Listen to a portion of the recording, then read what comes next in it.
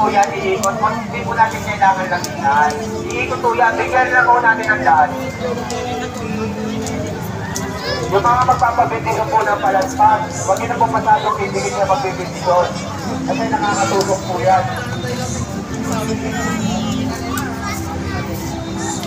Angat na lang po natin, huwag natin masyadong ito. Iangat nyo na lang po, angat nyo na lang po yung palaspas. Hindi po natin kailangan ilapit o lumapit.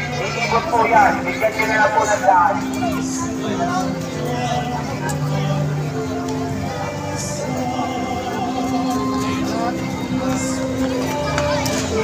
Lahat nyo na lang po, itaas nyo.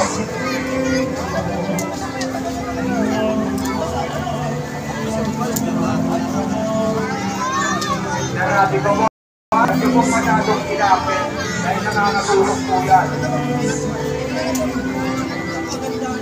Angat nyo lang po, angat nyo lang. Ang importante po, mabibigunan at naisip na kayo para sa pansyo. Naisip na po yan. So, kahit sila, yung ibang iyon, pwede dito.